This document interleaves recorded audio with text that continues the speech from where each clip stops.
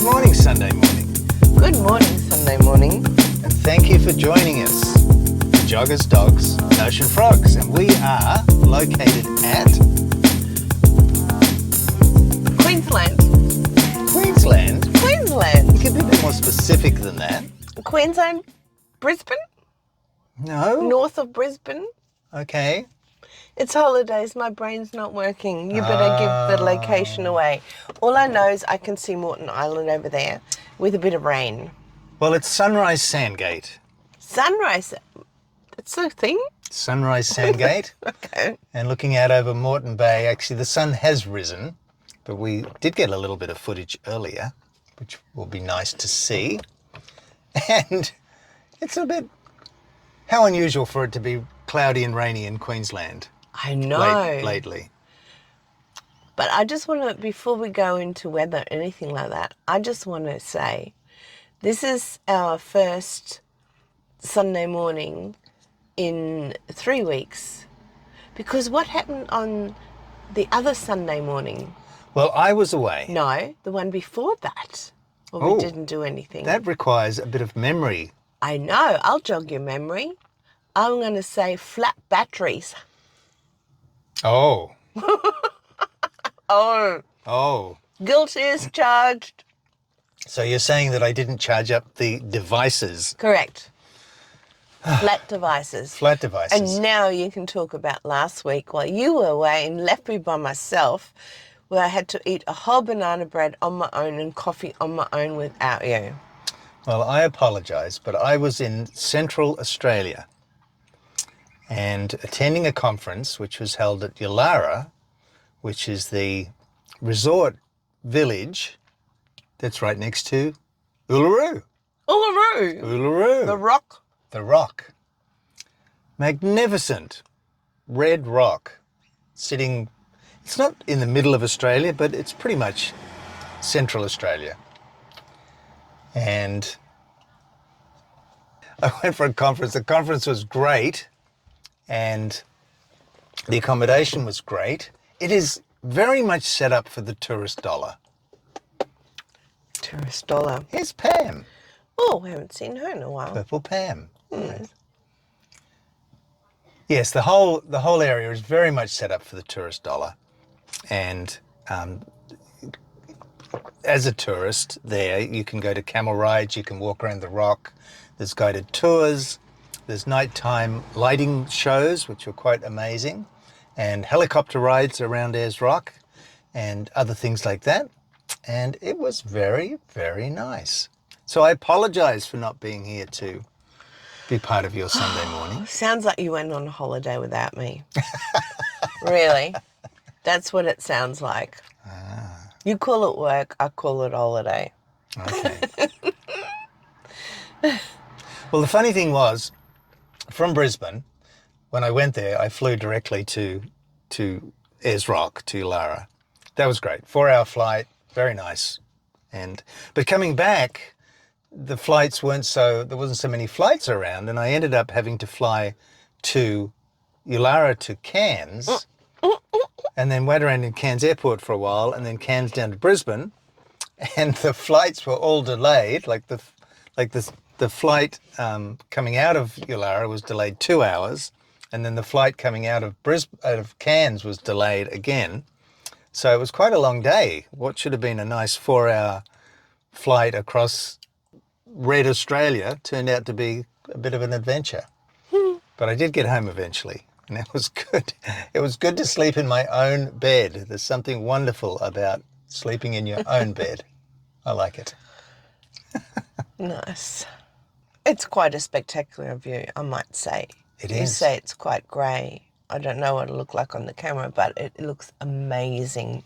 It's dramatic, isn't it? Yeah, with a little bit of light coming through. We had a bit of rain. It's just beautiful. Yeah, it's dramatic today. The dark clouds and grey sky, grey sea. But we do have some joggers and some dogs and some unjoggers. It's like a full spectrum of the passing parade of our path here. There's quite a bit happening. And now there's a hat unjogger. A hat unjogger. We can only see the hat. They're down below, Yeah. walking in the water. And we've even got a dog in a pram. No, it's a cat. It's a pussycat in a pram. Now that's a first. That's it. That is a That's first. Different category all on its own. Whoop, A up she popped. A purple unjogger with a pussycat in a pram. Yep. How on earth do we categorise that? I have no idea. Yep. I am speechless. Topless joggers coming through. Look, everything's going on today. Is that even legal? I guess so. I don't know. I bet you it's illegal for women to do it. See? This is one of these things where women would like equal rights so they could also go topless jogging. No objections from this side of the vehicle. A little Jack Russell. Nice. They need a lot of exercise, those little dogs. They're active doggies, aren't they? They are. Yeah. My dad lived on a property caretaking for a friend, and he had a couple of Jack Russells, and they would go out and kill snakes. And then one of them was bitten by a snake. Ouch. And died. But they were gung-ho. They would go and chase and attack everything.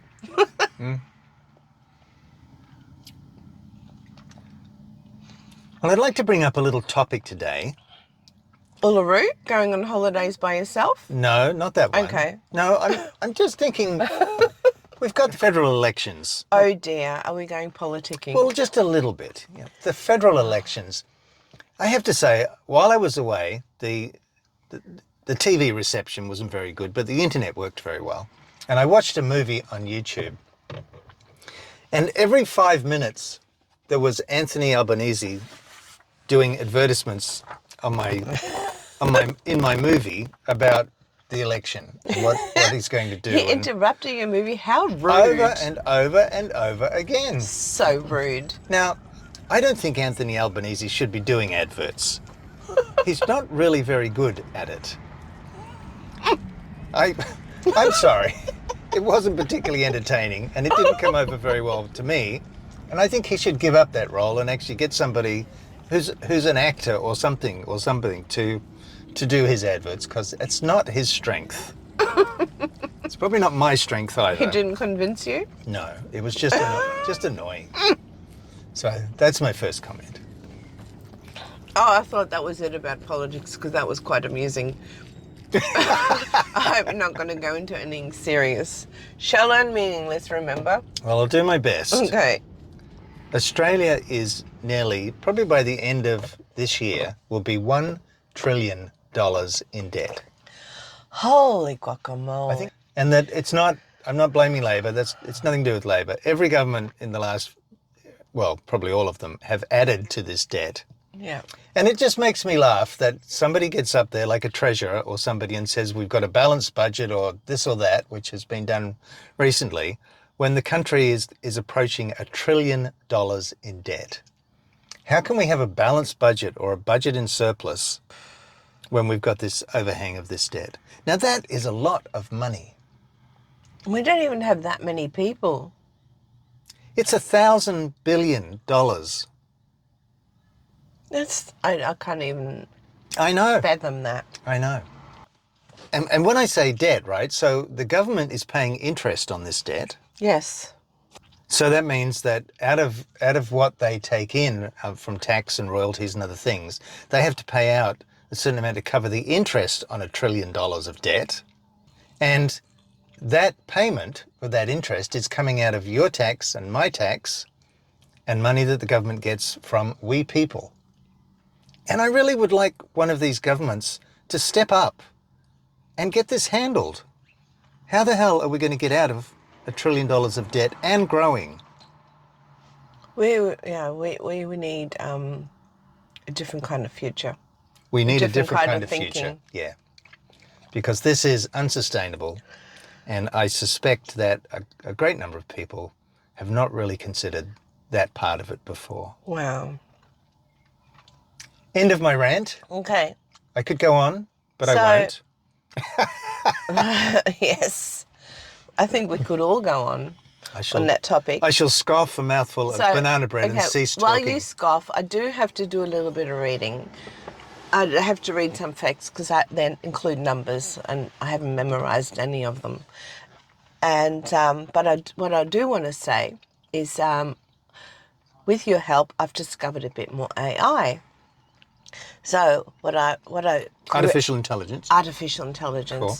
So what I investigated was, what I created making was a PowerPoint.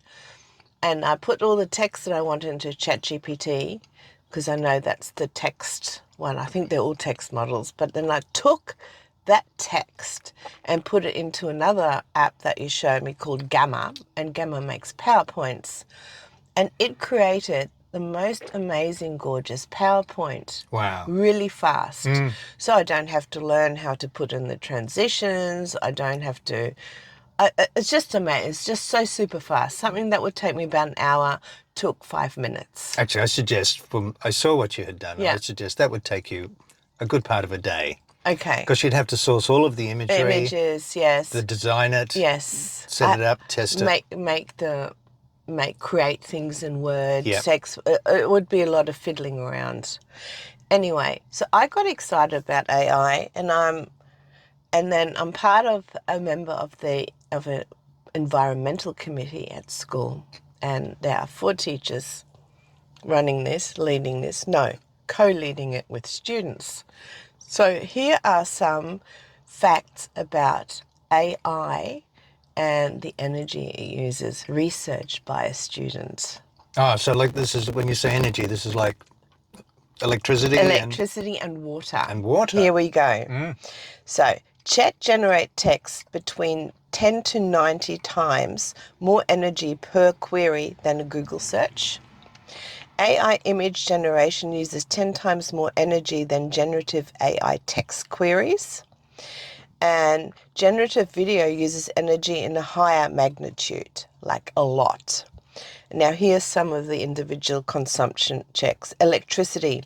In one day, chat consumes enough energy to power the Empire State Building for 540 days. Wow. In 1 week, consumes 279.86 million kilowatt hours. Okay, I don't know what that means, but it sounds like a lot. It's gigantic. Water. Now the water part. In one day, chat consumes 39.16 million gallons. And in 1 week, more water than Disneyland Orlando uses in a fortnight. And that's 274.12 million gallons. Wow. And so it goes on. It is gigantic. I mean, I think with the water thing is the big data centers, they call them data center, Yeah. that they've created. And need cooling. Would cool that, like Elon Musk has done one that's got 100,000 computers in it. Yes. And they need cooling. Segway. Rollerblades are back in. Rollerblades are in. And he's learning how to use rollerblades, and I'm inspired. So I now feel very guilty about using AI technology because I am adding to huge consumptions of electricity and water usage. What do you have to say to that? Well, I think it's a fair comment, and the requirements of the future of these technologies, usage of their water, electricity, land, lots of things, it's very, very high. And in fact, Elon Musk, when he built his more recent big data center with 100,000 computers in it, he installed his own gas-fired generator. Right. At the facility, because he knew that the government couldn't provide the electricity that he was going to require for the future, because he's talking about having a data center that's got 1 million computers in it. Wow. So you can imagine the ramp up in consumption through that. And so the reality is that we have certain industries like aluminium, like making aluminium, which is huge amounts of electricity. We now have this whole new thing going on with AI and its data centers. And so we really have to ask, where is all of this electricity going to come from in the future? Because clearly it's not going to come from renewables. So, and also when governments say we, as the folk, the people, use less, in comparison, we use very little. We the people. Yes. Yes, agreed. Industry uses most. It does. Which is amazing, because then it's not for us to solve, because we can add by being part of the solution, but we're not the major problem. No, agreed. And in fact, the take-up of rooftop solar on people's houses has been a huge contribution Yes. to the amount of electricity now that the grid does not have to supply. Yeah. Because in theory, you can run your air conditioners and your washing machines during the day, Yeah. and your rooftop solar supplies the power for that. So the people are already doing a lot. They're already doing a lot. So back to the numbers, the chat, all this AI uses 1 to 3% of the world's energy and approximately 5% of Australia's electric supply. Yes, and growing. And growing. Yeah, the- absolutely. The beast is hungry. Yes, the beast is hungry. Yeah. So it's a bit unsettling for me, this news. I'm not quite sure what to do with it yet. Well, one of the things about this is that, in my view, there's no doubt, in my view, that this is going to go ahead big time. Oh, look at this. Oh my goodness. Four little woofers and a push bike. Look like little Jack Russells. There's no doubt that this AI industry is going to grow, and it's going to require more and more. The amount of money that is being put into it by industry and government is huge. I mean, Donald Trump and the American government have pledged $500 billion to AI development over the next some years. Wow. So it's coming big time. And it is going to require the world to figure out some way to feed this. So what this is what a student took it on himself to actually do the research, to put to our environmental group, and now we're in discussion via email, and we have weekly meetings back and forth about what do we do with this. And I wrote back and I said to the group, I emailed and I said, wow, I'm feeling a bit guilty about using AI. And I said, what do we do about this? And we do have something written in our school code about the use of resources, sustainability. So now we're going to tell people about this, just to have awareness and to be mindful about it. And this is student driven. So I have hope for the future, because often people say, oh, young people are lazy and this and that and that. And I know a whole huge group of young people who are aware, who are researching, who want a better world and would like to create something different. So I find that very, very uplifting. Good. Yeah. I like that. Yeah. I mean, really, it's the choices that have been made in the past that have created the now that we are experiencing. And it's going to take the young people of the now and the choices they make to create a different future. And we can all contribute to that. Yes. And we can use our knowledge to help these young kids with what they want to create. We also have a lot of knowledge and tools that we can share. we do have, but I would add that it's the we that have created the situation we're in now. And maybe some fresh eyes. eyes that aren't so full of the past. Well, We'll come in and see things completely differently. Okay, so we can support them in their research. That's what I mean, and encourage and,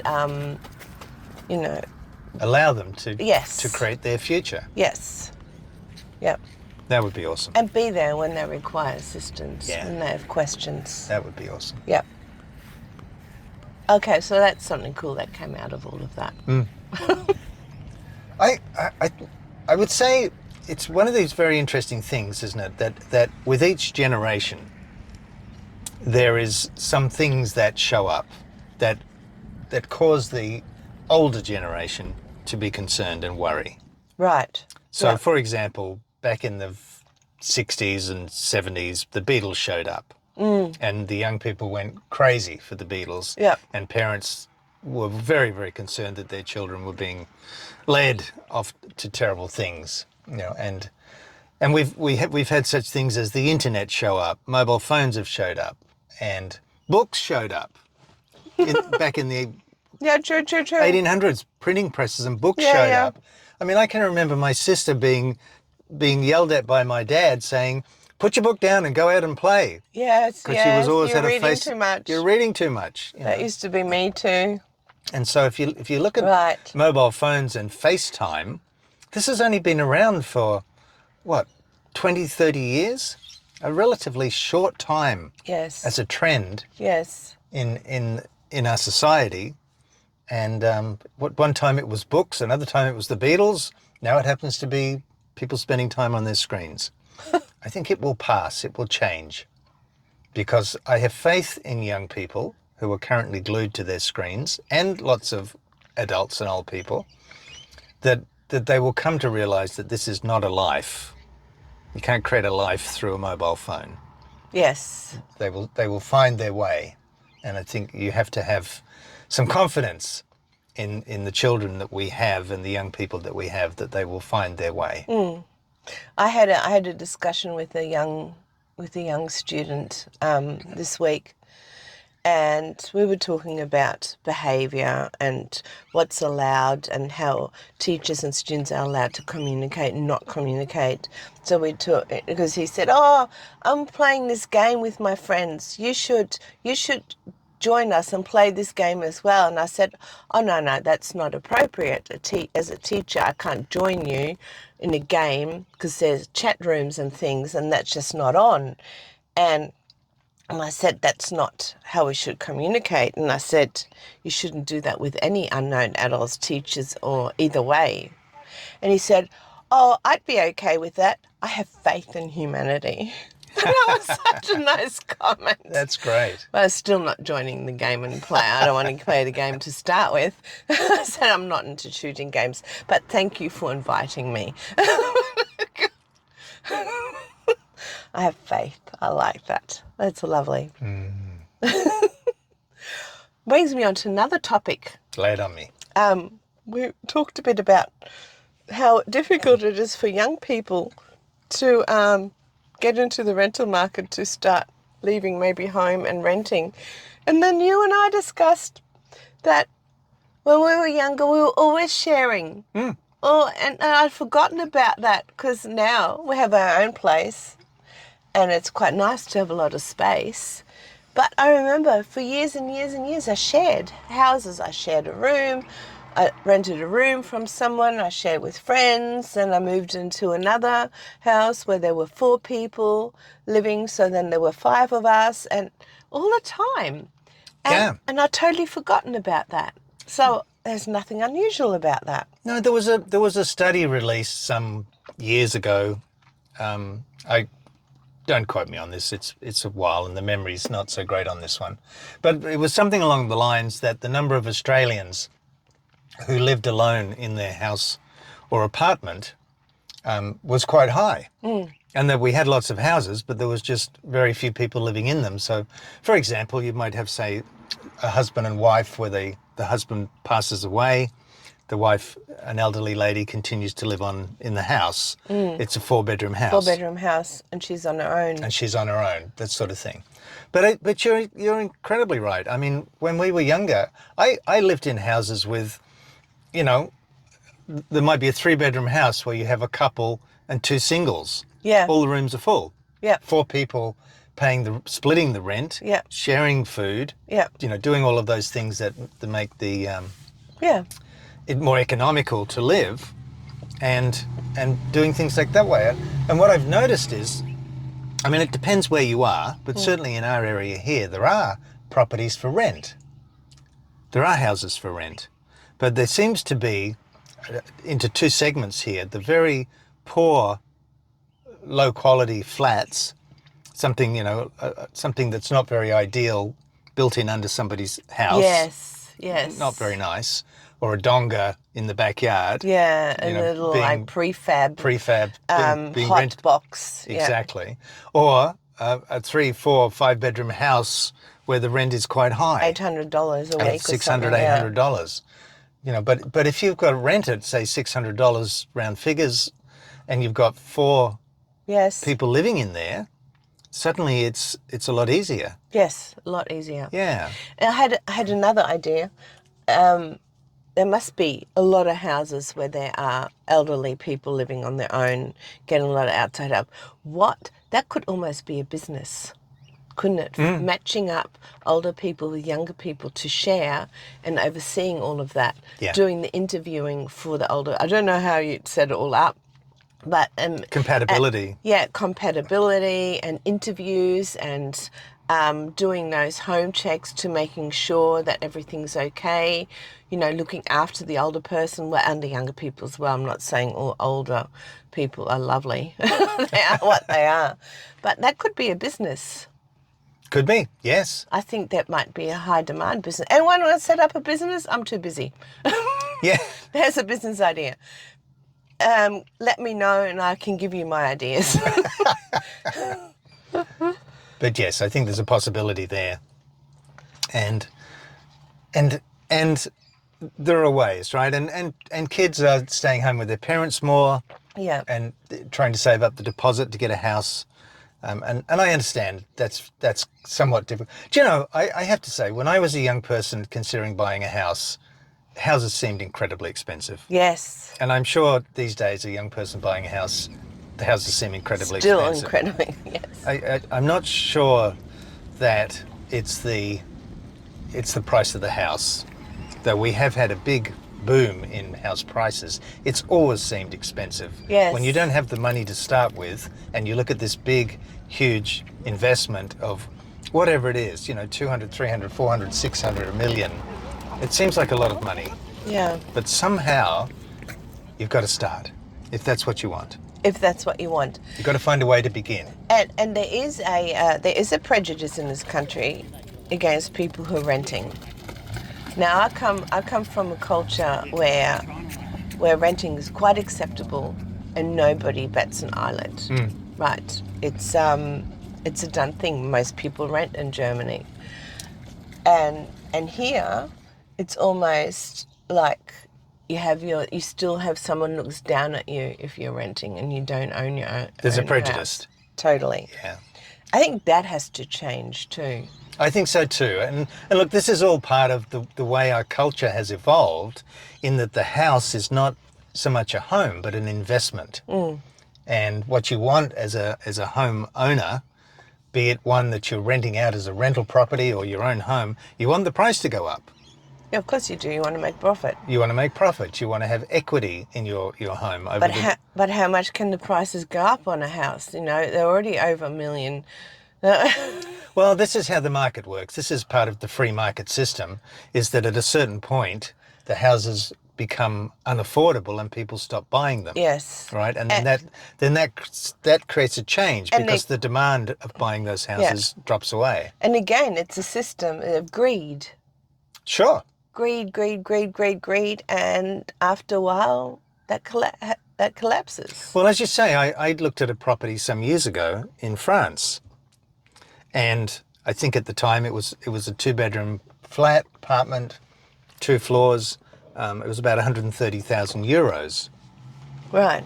Now, that had been around about the price for quite a while, because it wasn't an investment to the French. It was somewhere to live. Yes. Right? It was a completely different mindset about what a home is. And as you say, rentals were common. And I remember hearing a story about a village in... Actually, just you saying that, hang on, step back a bit. Just you saying that homes are a place to live, not necessarily investments, that puts a totally different spin on things already. Yeah. Totally different attitude, totally different way of looking at things. Well, you've got to look at it that there's a whole industry in Australia with an agenda and a point of view that is invested in property. Yeah. And people buying houses. Yeah. The real estate industry, the building industry, it's huge. Yeah. And this idea of growth, buying houses, capital gains, There's a taxation system that's tied in with it. It's enormous. And all the rules. Oh, you have to write a letter to us if you want to hang a painting, etc., etc. As a renter. I know, yeah. I know in Germany, you move in, you have it. You have it forever unless you decide to leave. And if you do leave, you have to put the thing back the way it was unless the next person agrees to take it on the way it is. Right. So, but you have to do the painting every 5 years, and you can do it any colour you like. So it actually is your home while you're renting it. It's yours to do with what you like. Drill the holes, build the things, just put it back. So you have to learn how to be a plasterer and be able to do all those things if you change it a lot. But, totally different ball game. Yeah, but different cultures that have evolved over many, many years. True. And the culture or the point of view that we have in Australia is that the home is an investment. Yes. So that's not going to change anytime soon. Really? Yes, it's not going to change anytime soon. Darn it. And so what happens is that we're the effect of the market. Yeah. See, in the last few years, renters had the power because there were more houses for rent than there were renters. But now it's changed because less houses have been built. There's more renters than there are houses to be rented. So the power swings towards the landlords and the industry. Okay. And it's a trend. And what will happen is the market will top, the prices will stop rising, the industry will respond big time and build lots of new houses so that then there'll be more and the cycle houses goes on than there again. are people. And the price will slow up or go down or whatever happens next. I think this is part of us having a market-driven economy. And there are times to buy and there are times to not buy. Do you know what I love about here? Just a different topic. That the tide's in and there's still someone in the water playing with the dog way out and they're running around having a great time. Yeah. It's really nice. Yeah. I want to talk a little bit about something that showed up at Ayers Rock at Uluru. Okay. And Uluru, the place where I stayed. Oh, I found out something new. Yeah, while I was there, I interviewed an author, a lady called Wendy Mulder. And she's written 2 books. The book that we spoke about was called Dying Happy, The Gift of Choice. kind of a funny title, and I still am yet to ask her about that title, Dying Happy. Yes. I like the idea of dying happy, but it's a little bit of a I know, it's a brain spin. It is. Yeah.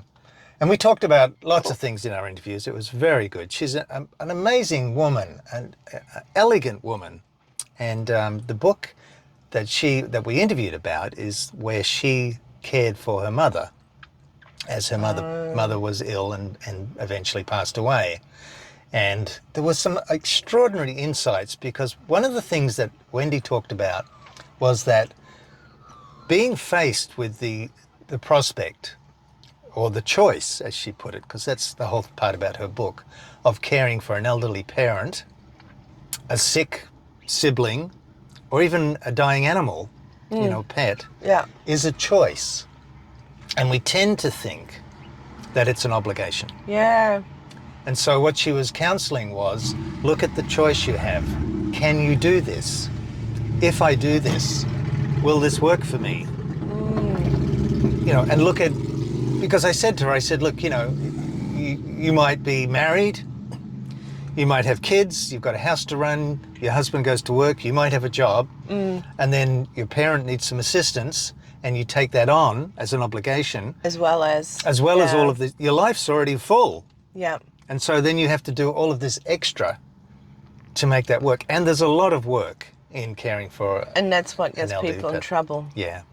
And so it's really looking at the choice. She said, so she did that, and what she did in her book was journal every day. So she wrote down every day, and she said the journaling helped her to release emotion and to have a look at what she'd accomplished in the day.